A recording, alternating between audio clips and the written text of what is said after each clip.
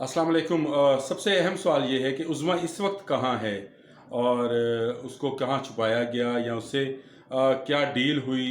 ये बहुत अहम सवाल है और इसका जवाब मैं आपको नहीं दे सकता। इसका जवाब उज़्मा के वकील हसाम नियाज़ी देंगे।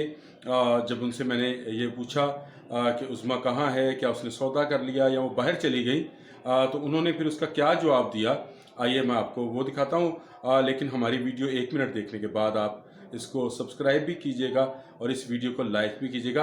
हसन नियाज़ी ने क्या कहा, आइए आपको सुनाते हैं।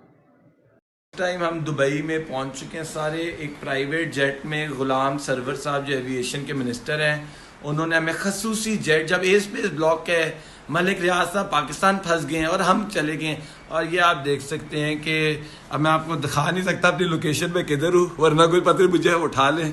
लेकिन बात सिंपल है, किसी खातून पे इस तरह इल्ज़ाम लगाना बिक गई, वो आप लोगों की तरह नहीं है, वो अभी भी कायम दायम है। हालांकि जो लोग कह रहे हैं उसको कॉम्प्रोमाइज़ नहीं करना चाहिए, वो मुझे बैकडोर चैनल से ऑफरें पहुंचा रहे हैं, तो बराए मेहरबानी किसी की कदार कशी बंद करें।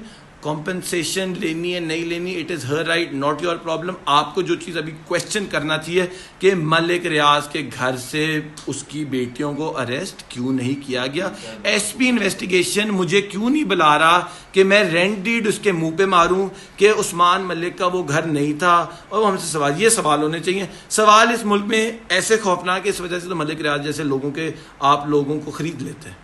तो आप लोगों को चाहिए सवाल अच्छे करो ताकि आप लोगों की कीमतें लगना बंद हो। आप ऐसे डरपोक हो सारे।